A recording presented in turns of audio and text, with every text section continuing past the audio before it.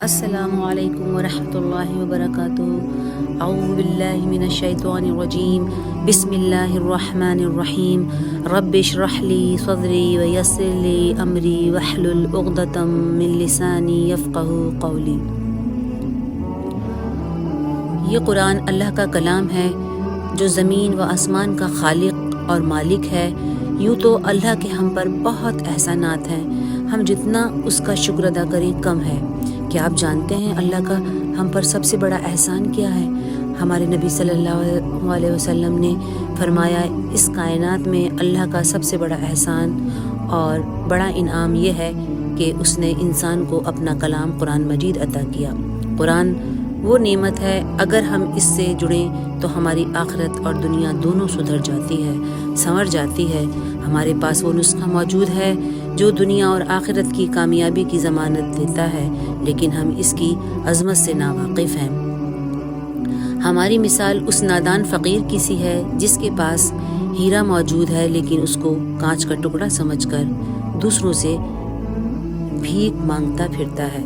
اس لیے ہمارے لیے ضروری ہے کہ ہم قرآن کی قدر قیمت کا شعور حاصل کریں۔ رسول صلی اللہ علیہ وسلم نے فرمایا، جو شخص اس قرآن سے جڑے گا وہ انسانوں میں سب سے بہترین قرار پائے گا، اور جو قوم قرآن کو مضبوطی سے تھامتی ہے اسے اس دنیا میں بھی عروج عطا کر دیا جاتا ہے۔ قرآن وہ نسخہ کیمیا ہے جو قوموں کی تقدیر بدلنے کی قوت رکھتا ہے۔ بقول مولانا حالی کے، اتر کر ہیرا سے سوئے قوم آیا، اتر کر ہیرا سے سوئے قوم آیا، اور ایک نسخہ کیمیا ساتھ لایا۔ اللہ تعالیٰ نے قرآن جیسی عظیم دولت ہمیں عطا فرمائی تو ہمارا یہ فرض بنتا ہے کہ ہم اس احسان پر اللہ تعالیٰ کا بھرپور انداز سے شکر ادا کریں۔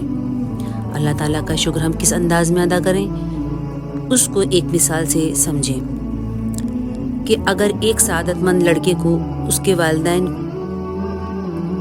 اس کو تحفے میں کوئی اچھی سی کتاب دیں تو سوچئے اس کا طرز عمل کیا ہوگا۔ وہ بچہ پہلے تو زبان سے اپنے والد کا شکریہ ادا کرے گا، پھر احسان مندی کے جذبات کے ساتھ اس کتاب کا مطالعہ کرے گا، پھر اس کتاب کے مطالعے سے جو اچھی باتیں اس کو سمجھ میں آئیں گی اس پر عمل کرنے کی کوشش کرے گا۔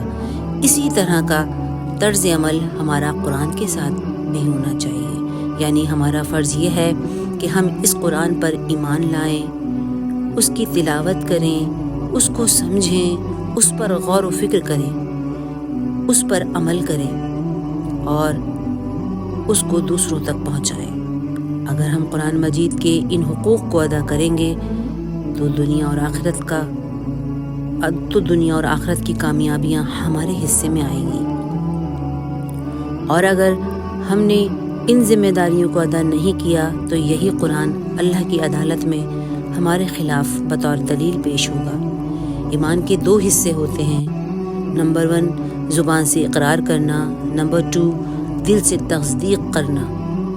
اور ایمان جب مکمل ہوتا ہے جب زبان کے اقرار کے ساتھ دل کا یقین بھی انسان کو حاصل ہو جائے۔ قرآن تو ھدی للناس یعنی تمام لوگوں کے لیے ہدایت اور رہنمائی ہے۔ جو لوگ صرف قرآن کی تلاوت کرتے ہیں لیکن اس پر عمل نہیں کرتے اور اس کو نہیں سمجھتے، ان کے لیے قرآن کی تلاوت کچھ زیادہ مفید نہیں ہوگی۔ محمد صلی اللہ علیہ وسلم تو اللہ کے آخری نبی ہیں، اب قیامت تک کوئی اور نبی نہیں آئے گا۔ لہٰذا جن لوگوں تک اللہ کا کلام نہیں پہنچا ان تک اس کلام کو پہنچانے کی ذمہ داری اب محمد صلی اللہ علیہ وسلم کی امت پر ہے۔ محمد صلی اللہ علیہ وسلم نے مسلسل 23 سال اس قرآن کی دعوت و تبلیغ کا فریضہ سر انجام دیا، اور یاد رکھیں یہ کوئی آسان کام نہیں تھا، یہ بہت محنت پر مشقت طلب کام تھا۔ اس لیے اس راستے میں آپ کو ہر قسم کی تکلیف برداشت کرنی پڑی، لیکن آپ نے ہر تکلیف اور مصیبت کو صبر سے برداشت کیا اور اپنے مشن کو جاری رکھا۔ جو مشن رسول صلی اللہ علیہ وسلم چھوڑ کر گئے، اب ہماری ذمہ داری ہے کہ ہم اس کو دوسروں تک پہنچائیں۔ یعنی رسول اللہ اپنے مشن کو پورا کرنے کے بعد اب آنے والی ساری مخلوق تک اللہ کے کلام کو پہنچانے کی ذمہ داری امت کے کندھوں پر ڈال کر گئے۔ گویا وقت فرصت ہے کہاں، کام ابھی باقی ہے، وقت فرصت ہے کہاں، کام ابھی باقی ہے، نور توحید کا اتمام ابھی باقی ہے۔ اگر کسی انسان نے ایک ہی آیت سیکھی ہے تو وہ دوسروں تک پہنچا دے۔ یہ رسول اللہ کا فرمان ہے۔ قرآن کو سمجھنا، عمل کرنا اور اس کو پہنچانا ہر مسلمان کی ذمہ ہے۔ رسول اللہ کا یہ فرمان بہت مشہور ہے کہ تم میں بہترین انسان وہ ہے جو قرآن سیکھے اور دوسروں کو سکھائے۔ ہر ایک کی خواہش ہوتی ہے کہ وہ اپنے لیے بہترین کیریئر کا انتخاب کرے، لیکن آپ غور کریں کہ ہمارے نبی صلی اللہ علیہ وسلم نے ہمارے لیے جس بہترین کیریئر کا انتخاب کیا وہ نہ صرف دنیا میں عزت کا باعث ہے بلکہ آخرت کی کامیابی کا بھی ضامن ہے۔ تو ناظرین، ہم میں سے کون ہے جو اس کیریئر کو اپنائے اور قرآن کے پڑھانے کو اپنا اوڑھنا بچھونا بنا لے؟ اللہ تعالیٰ سے دعا ہے کہ وہ سب کو قرآن مجید کی حقوق کی ادائیگی کی توفیق عطا فرمائے یا رب العالمین، آمین۔